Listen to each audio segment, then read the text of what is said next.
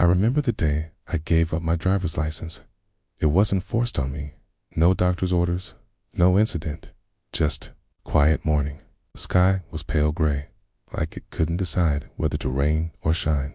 Kai stood in the garage, looked at my old Chevy under the tarp, and felt a shift, like something was done. Something had ended. I folded my license in half and tucked it away in a drawer. I didn't tell anyone, not even Emily, before we continue. Please subscribe to the channel and let us know where you're listening from in the comments. It really helps us out.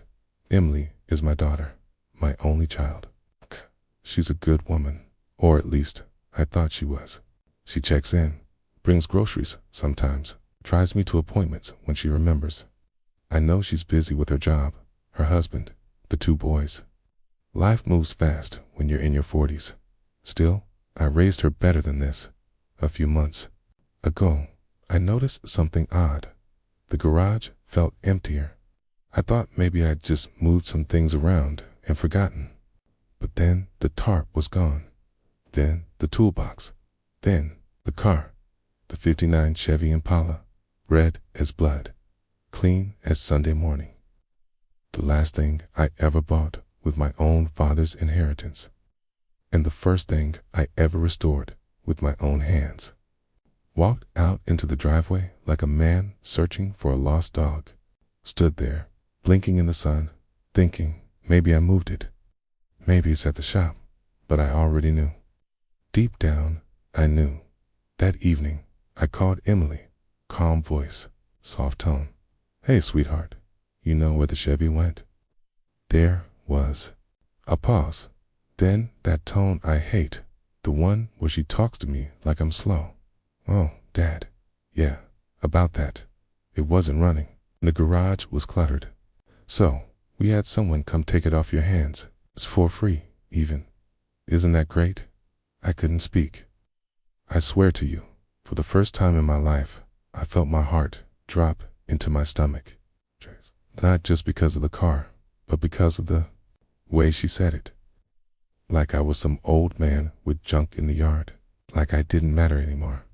Hung up, went back to the garage, sat on the cold concrete floor, and stared at the empty space. The Impala wasn't just a car. It was 20 years of sweat, knuckle-busting Saturdays, and memories of my late wife bringing me lemonade while I worked on the engine. It was love, its legacy. And what Emily didn't know, what she never bothered to ask, was that a very specific part inside that car made it worth a hell of a lot more than she could imagine. And now some stranger was driving away with $3 million under their seat. But that's not the part that'll break your heart. That comes next. I didn't sleep that night. Every time I closed my eyes, I saw the Impala, that deep candy apple red, the chrome gleaming like armor. I saw myself, 30 years younger, tightening bolts with grease-stained hands, radio humming in the background, my wife humming along from the porch. Those were the days when I felt useful, when I felt seen. Now, my own daughter gave my life's work away like it was junk. The next morning, I called her again. I wasn't angry, not yelling, just trying to understand. Emily, why didn't you ask me first? She sighed, like I was exhausting her. Dad, you said you weren't driving anymore. The car wasn't even running. We needed the space, and, let's be honest, it was just sitting there gathering dust. Just sitting there. It was like she'd forgotten everything I ever told her. How I built that car from the frame up. How it had a rare, original, prototype V8 engine, one of only 3 ever made. How that specific Impala model was part of a custom line, gifted to dealerships in 1959 for a GM anniversary. But Emily never cared about cars. She cared about speed, about solutions, about tidying up loose ends. And I had become a loose end. I asked her who she gave it to. Some local guy, she said, but an ad on Facebook. He came, picked it up the same day, was happy to take it off our hands. I gripped the receiver hard. Do you get a name? I didn't write it down, but I can check the messages. She never did. And just like that, it was gone. I tried to move on. I really did. But every time I walked past the garage, it felt like a grave. Something buried. Something sacred. Stolen. I spent the next few weeks calling every local shop around, posting on forums. But it was like the car had vanished into thin air until one night, got a call from a man named Travis. He didn't introduce himself right away. Just asked, "Is this Charles Miller?" I said yes. Then he asked something that turned my blood cold. "Were you the original owner of the Impala with the custom V8? The one that vanished off Maple Drive?" I said nothing at first. My throat tightened. He went on, "I think I bought your car from someone who didn't own it." And just like that, the story began to unravel. But it wasn't just about the car anymore. It was about lies and money and betrayal so deep it would nearly cost me everything. Travis sounded nervous, like a man who had stumbled into something bigger than he expected. "I'm a collector," he told me. "I restore old models, but this one's special." The moment I popped the hood, I knew something didn't add up. Okay, the van had been scratched off, and the engine, it's not standard. That's a one-of-kind prototype. Only 3 were ever made, and one of them went missing decades ago. I felt like I'd been punched in the chest. "That car," I said, my voice trembling, "was mine. I built it with my own hands, a T, and it was stolen by my own daughter." He was quiet for a moment, then said, "Sir, I think you and I should meet." We arranged to meet at his shop 2 towns over. I wasn't sure what I'd find or even what I hoped for, but I had to see it with my own eyes. I hadn't seen the Impala since the day it vanished. I needed to know it was still real. When I got there, the shop was quiet. Travis was younger than I expected, maybe in his 40s, with oil-stained hands and a calm, serious look in his eyes. He didn't waste time. He led me to the back, pulled off the tarp, and there it was, my Impala, even covered in dust and missing a few parts. She still looked beautiful, like a memory that hadn't faded. I reached out and ran my hand over the hood. I could feel the years, the labor, the love. "I didn't know," Travis said softly. "I bought it for $8,000. Thought it was a good deal. When I saw the engine, I knew it was worth more, a lot more." "How much more?" I asked. He hesitated, depending on condition and paperwork, between $2.50 to $3 million. I had to sit down. My daughter had sold a $3 million car for $8,000 without even asking me. It wasn't about the money. Not really. It was about what it meant. It's how little she thought of me. How easily she had dismissed something I poured decades into. Travis offered to return the car, but I could see it in his eyes. He loved her, too. "I want to make it right," he said, "but I also want to help restore it. It's with you, if you're willing."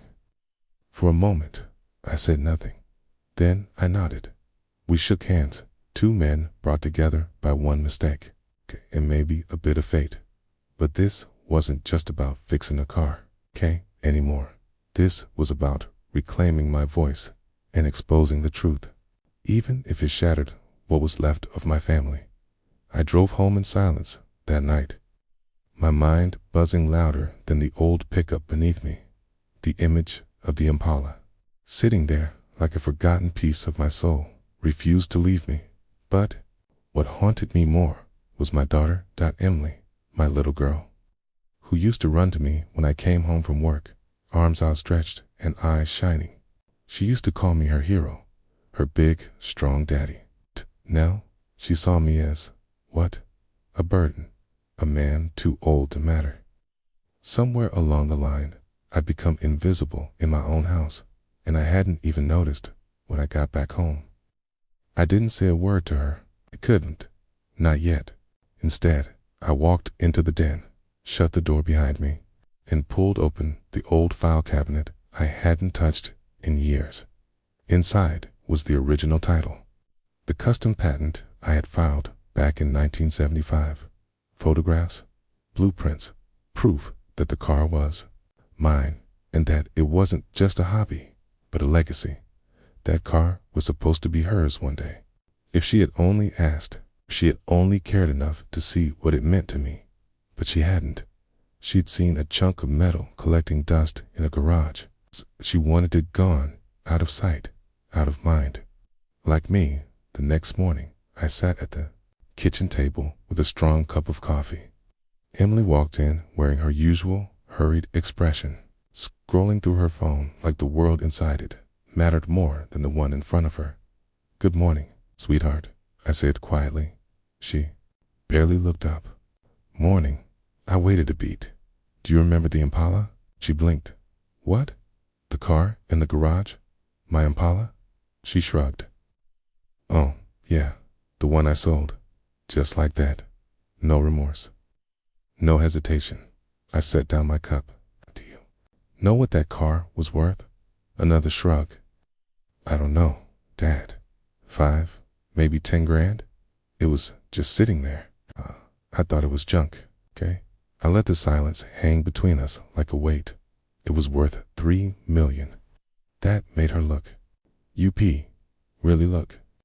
"Wait, what? $3 million? I repeated. "That car was a one-of-a-kind prototype. I built it myself. Kinda, you didn't even ask before selling it." Her mouth opened, then closed again. "You're joking?" "I'm not." And that was the first crack in her perfect little world. I didn't know. "I swear, I thought it was just old junk. You didn't care to ask," I said. "That's what hurts the most." She didn't respond. Stood there, stunned. I stood too, brushing past her, and paused at the doorway. "I'm getting it back," I said. "And I'm restoring it with someone who actually respects it." Her voice wavered. "Who?" "His name's Travis. He's the man you sold it to." I didn't wait to see her reaction. I just walked out because, for the first time in years, I had something that was mine again. But I knew this was just the beginning. She was going to want it back, and I was ready for the storm that was coming. $3 million. That number must have echoed in Emily's mind for days. God, because after our brief kitchen confrontation, she stopped speaking to me altogether. Cold silence, lax, passive glances, doors that shut just a little too hard behind her. But I wasn't angry anymore. I was disappointed, not just in her, but in myself. I had let things slide for so long, ignored the signs, the entitlement, the disregard. I'd convinced myself I was giving her a better life by stepping aside, by being easygoing, but somewhere along the way, my silence taught her I didn't matter. And now, she was realizing just how wrong she'd been. Meanwhile, Travis and I were in full swing. He'd cleared space at his restoration garage and brought the Impala in on a flatbed. Watching that car roll in, even with its dust and dents, was like seeing an old war buddy return home. We started slow, cleaned out the engine bay, placed dry hoses. I rolled up my sleeves. Yes, my 73-rolled hands were slower, stiffer than before, but they remembered every inch of that car. And Travis, God bless him, didn't treat me like a fragile old man. He treated me like a partner. "You built this?" he asked one evening, wiping oil off his palms. I did. I nodded. Took me 4 years. Every paycheck, every spare hour. Swunkas, hungrier. Emily's mother was pregnant with her back then. Travis raised an eyebrow. "You built this while raising a family." I smiled. We weren't rich, but we had pride. Okay. And when that engine purred for the first time, I felt like I'd done something that would last. We both stood there in silence for a moment, admiring the car. Then I heard the familiar ringtone of my phone, buzzing in my coat. It was Emily. I let it ring the first time. She called again and again on the 4th try. I finally answered. "Dad," she said, trying to sound calm. "We need to talk." "I thought we already did," I said evenly. "I didn't know," she repeated. I didn't know it was worth that much. I made a mistake. Emily, it wasn't about the money. I said gently. It was never about the money. It was about the fact that you didn't ask. There was a pause. Okay, but now that we do know, maybe we can work something out. I mean, it's technically still part of your estate, right? We could talk to a lawyer, figure out how to. I cut her off. Emily, she froze, not giving it back. The silence on the other end said it all. You gave it away, I continued. That's not something I can undo, but I can decide what happens next. She tried to argue, but I ended the call because it was clear now that she saw the dollar signs. She suddenly cared, and that stung more than the betrayal itself. Back at the garage, I stood beside Travis as he started the engine for the first time in over a decade. It sputtered, growled, then roared back to life. I smiled. She's waking up, I whispered. But I also knew that roar would carry, and Emily wasn't done fighting. I didn't have to wait long to see just how far. Emily would go 2 days after I refused her call. I got a letter in the mail, a formal one. Legal stationery. I knew the tone even before I opened the envelope. It was from a lawyer, not mine. Apparently, Emily had taken the liberty of consulting with an estate attorney about what she now called her rightful inheritance. She claimed that since the car was sold during my lifetime without a will explicitly stating otherwise, and because she was acting as my care manager at the time, she believed the value of the vehicle should be split among the family, or at least factored into an early disbursement of assets. It wasn't just a greedy move. It was cold, calculated, and it broke something in me I hadn't realized was still fragile. You see, for all my disappointment in how she'd changed, deep down, I had hoped she'd come around. That seeing what the car meant, not just financially, but personally, might bring her back to the daughter I remembered. But this letter, it wasn't about memories. It wasn't about family. It was a money grab, and something in me snapped. That night, I went down to the garage again. The Impala sat in the center bay, engine humming smooth, headlights warm against the shadows. I sat in the driver's seat, ran my hand across the wheel. Then I opened the glove box, and I pulled out the folder. Inside was the original appraisal from 1983, another from 1995, and a third, signed just 6 months ago, that valued the restored Impala at $3.2 million, based on the chassis modifications. In rarity, I had that appraisal done quietly after seeing a similar model go at auction. Emily never knew. Nobody did, because some things, important things, aren't meant to be flaunted. They're meant to be honored. The Impala wasn't just a car. It was every late night, every bruised knuckle, every time I'd chosen sweat over sleep to give my family more than I had growing up. I looked over at Travis, was polishing the chrome. You know, I said, I think it's time I made it official. Made what official? I smiled. I'm putting this car in your name. He dropped the rag. What? You've treated it with more respect in a week than some people have in a lifetime, I said quietly. And you treated me like I still mattered. That's worth more than blood. He didn't speak, just shook his head, overwhelmed. You'd really do that? I nodded. But I'm not just giving it to you. He frowned. What do you mean? Want us to take it to the auction together? I want you to see it through, every mile, every bid. And when it sells, you and I are splitting it, right down the middle. He blinked hard, stunned. That money could change your life, I added. And maybe teach a few people a lesson along the way. He finally smiled. You sure about this? I looked over my shoulder, out the garage window, toward the dark house I once called a home. I've never been more sure of anything, but I also knew Emily wasn't going to take this quietly. Emily showed up the next morning. No warning, no call, just the sound of her SUV tearing up the gravel driveway like she still owned the place. I watched from the porch, a quiet mug of coffee in my hand, as she slammed the door and marched straight toward me, hair tied back tight, face like stone. You gave it to him, she barked. No greeting, no remorse.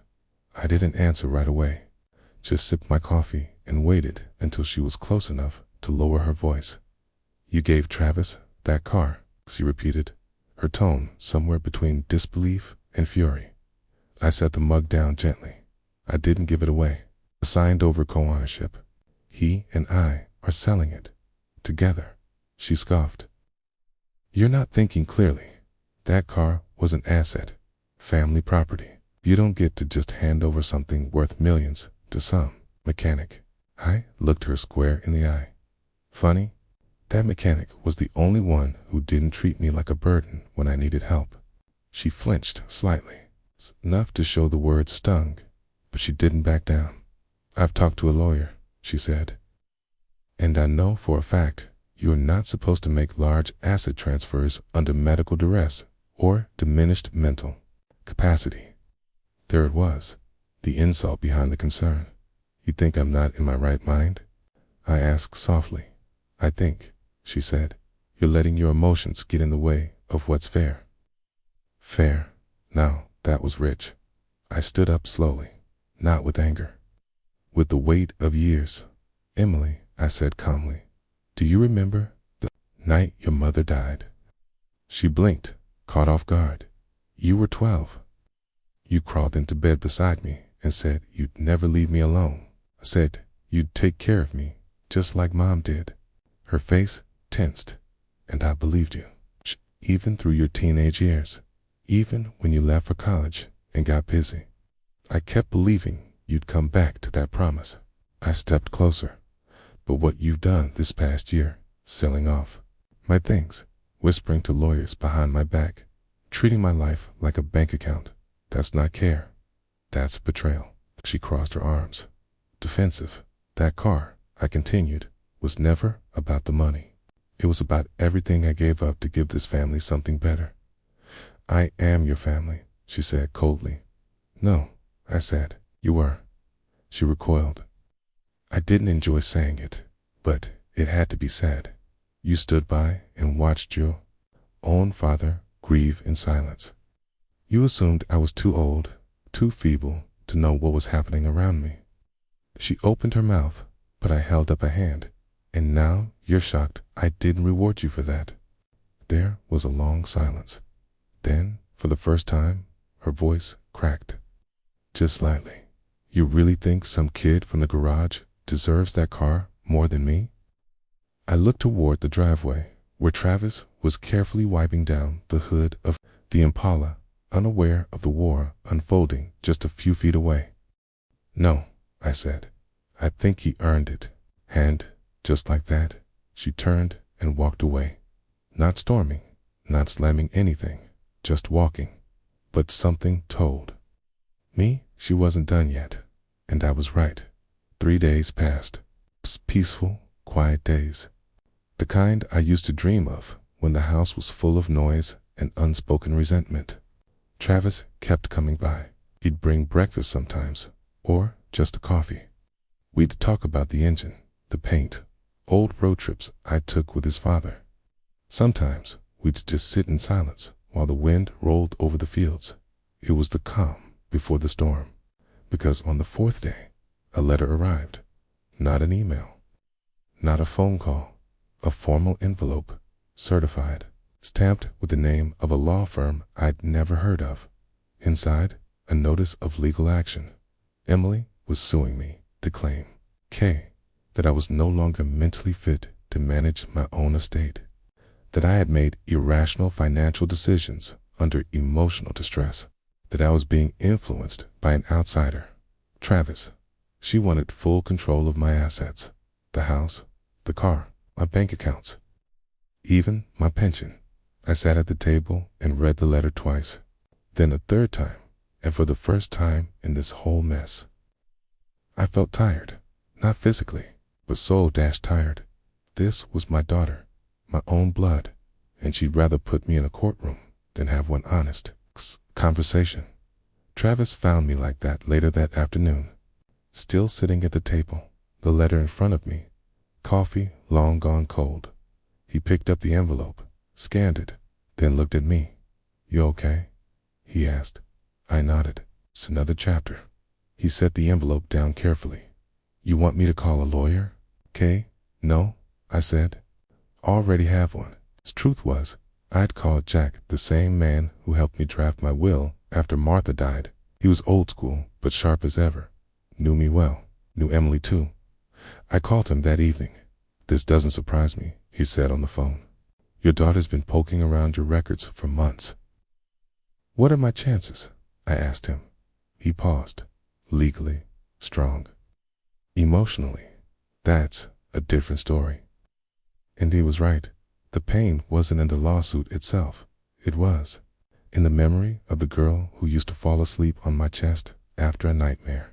The teenager who hugged me tight after her graduation. The young woman who once said, "You're my hero, Dad." Now I was her target. That night, I barely slept. I kept thinking of Martha. What she'd say. What she'd do. She was the heart of this house. The one who kept us close. Who taught Emily about love and sacrifice and patience. Without her, we'd drifted. And now I was drifting further than I ever thought possible. But the next morning, something changed. Travis showed up again. This time with something in his hand. An old photograph. It was me and his father, leaning against the Impala, both covered in grease, both smiling like idiots. On the back, in my late wife's handwriting, it said, "Good men raise good men. That's what matters." I looked up at him. "I don't know what's coming next," I said. He just nodded. "Whatever it is," he said, "we face it together." I didn't say it out loud, but in that moment, I felt something I hadn't felt in a long time. Hope. The court date was set. 2 weeks from the day that letter arrived, I'd stand before a judge and defend my right to live my own life, to keep my own home, picking my own home, to make decisions with the little time I had left. I wasn't afraid of court. I'd seen enough of life to know that fear doesn't change outcomes. But I was ashamed that it had come to this. Ashamed that my daughter would parade our family business in front of strangers in suits. Ashamed that the girl I raised to be strong had grown into someone who saw love as leverage, not loyalty. Jack met with me 3 days before the hearing. We sat in my living room, surrounded by photo frames and dusty books that hadn't moved in years. "She's building this on the car," he said, flipping through her petition, claiming it's a sign of instability. I shook my head. "You know what that car meant to me?" "I do," Jack replied, gently. "To someone trying to paint you as irresponsible, it's the perfect angle." She sold it, Jack, without asking. And now she's calling me unstable because I got it back. Jack set the papers down and looked at me the way only an old friend could. "Have you ever told her what it really meant?" The room went quiet. "No," I admitted. I never had. The truth was, that car wasn't just metal and wheels. It was a piece of my past, of Martha, the life we built, and the sacrifices no one else saw. After Travis was born, Martha gave up a dream job offer just so I could keep mine. Money was tight. We used to sell little things here and there just to get by, okay? But the one thing we never sold was that car. She called it our safety net. Said that if things ever got too bad, we could part with it. But not until we had to. We never had to.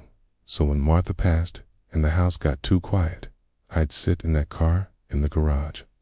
I'd run my fingers along the steering wheel and remember the sound of her laugh on those old road trips. How she'd leaned her head back, wind in her hair, singing off-key to the radio. That car held more love than Emily had ever taken the time to understand. I told Jack all of that, and when I finished, he smiled, the kind of smile that says, "Now we've got something real." "Let's use that," he said. I raised an eyebrow. "Use it how?" "In court," he said. "We show them the heart behind your decisions. We make this about memory, not money." It made sense, but the night before the hearing, I found something else, something I hadn't seen in years. Tucked inside an old photo album was a handwritten letter from Martha, dated 1 year before she passed. It read, "If you're reading this, it means I'm not there to explain things anymore, but don't let anyone take your dignity. You gave us everything. You built this family with your bare hands. If they forget that, remind them." My hands trembled as I folded the letter back. I suddenly knew what I had to do in court, not just defend myself, but remind everyone, including my daughter, of the truth they'd chosen to forget. The morning of the hearing, I woke up before the sun. I shaved, put on my best navy blue suit, and folded Martha's letter into the inside pocket close to my chest. My hands were steadier than I expected. My heart was not. Outside the courthouse, Jack met me with a firm nod. No small talk, okay? No unnecessary words, okay? We both knew what the day meant. As we entered the courtroom, I caught sight of Emily sitting across the aisle. She wore a crisp, professional blazer. Her lips were tight. Her eyes didn't meet mine. Beside her sat a young, smug attorney. Someone fresh out of law school. Maybe too young to understand what real family meant. And when the judge called us forward, everything felt strangely quiet. I took the stand, swore my oath. And then I told the truth. Not the kind of truth filled with bitterness or blame, but the kind rooted in memory, in meaning. I told the court how I'd built my life from the ground up, how I'd worked 3 jobs to buy that house, how I missed Travis's baseball games so we could keep food on the table, how Martha had given up everything to keep our family together, and then told them about the car. I explained how it wasn't just a car, it was a time capsule, a piece of our love story, something I held on to, not because I was confused or unstable, but because I remembered what it cost us to get it in the first place. Jack then stood and read the letter from Martha. He didn't dramatize it. He just let her words speak. You could hear a pin drop when he finished. Even Emily's lawyer leaned back, his eyes shifting uneasily. Then it was her turn.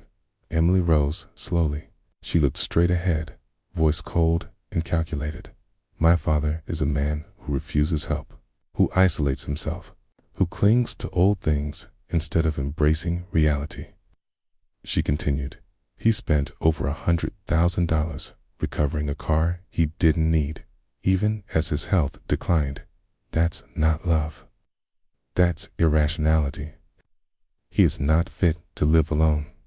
Her words stung, not because they were cruel, but because somewhere beneath all that coldness, I still saw the little girl who used to fall asleep on my chest. The court recessed for deliberation. We waited in silence, and then the judge returned. She looked between us, 2 generations at war, and in a clear, firm voice, she said, "The court does not find sufficient evidence to remove Mr. Harris's autonomy or place his estate under conservatorship. His decisions, while emotionally motivated, are not signs of incapacity." Petition denied. It was over. I should have felt relieved, victorious even. But when I turned to look at Emily, she wasn't angry. She looked lost. Her eyes, once still, were now soft, wet, like she'd just realized she'd fought a battle she didn't understand. But what she did next was something I never expected. Emily didn't say a word at first. The courtroom emptied slowly, reporters whispering, lawyers gathering their things, Jack placing a hand on my shoulder in quiet support. But Emily just stood there, frozen. Then she finally walked over to me. Her steps were small, hesitant. Her eyes didn't carry the same arrogance or frustration I'd seen all year. "Just something softer. I didn't know," she said quietly, "about Mom's letter, about what that car meant to you." I didn't answer right away. I just looked at her, not the woman standing in front of me now, but the child I used to carry on my shoulders. It's the daughter who used to slip drawings under my pillow on Father's Day. Emily swallowed. "I thought you were spiraling." thought I was protecting you. I nodded slowly. And in your mind, maybe you were, but you forgot something important. I said. She asked, her voice barely above a whisper. You can't protect someone by erasing what made them whole. She looked down. Tears welled up in her eyes. Not dramatic ones, quiet, guilty tears that come when truth sinks deeper than expected. I sold your memory, she said. I didn't even ask. I just, wanted to fix things. Okay? And that, I said, is the part that hurt most. Not the car, not the sale, the silence. Okay? She opened her mouth, but no words came out. Just regret. Jack, ever the professional, gave us space. I'll wait outside, he murmured. Emily stood with me in the quiet courtroom. For the first time in years, it felt like we were finally speaking the same language, not one of anger or disappointment, but of painful, slow understanding. Then she reached into her bag and handed me something. It was a small box. No wrapping, no ribbon, just wood, worn at the edges. I opened it. Inside was the original gear knob from the car, the one Martha had etched her initials into with a pocket knife, back when we first bought it. I found it in the glove compartment before the auction, Emily said. Something told me to keep it. I closed the box, pressing it gently to my chest. Thank you, I whispered. She looked away, trying to hold back more tears. I know I can't undo what I did, but I want to understand now. If you'll let me. That's when I realized revenge doesn't always come in flames or fury. Sometimes it comes in the quiet moments, when the one who wronged you finally sees the damage they caused. We walked out of that courthouse together, but the real ending to this story wasn't the legal victory. It came a few weeks later, when I got a letter from the auction house. The buyer of the car, an old friend from my racing days, had returned it to me. Said he didn't want the car. Said he just wanted me to know what it was worth. And that real value doesn't come with a price tag. Emily and I stood in the garage that afternoon, staring at the returned beauty. I don't deserve to sit in it, she said. I smiled faintly. Dan sit beside me. And as the engine rumbled to life, just like it had all those years ago, I felt something I hadn't felt in a long time. Peace.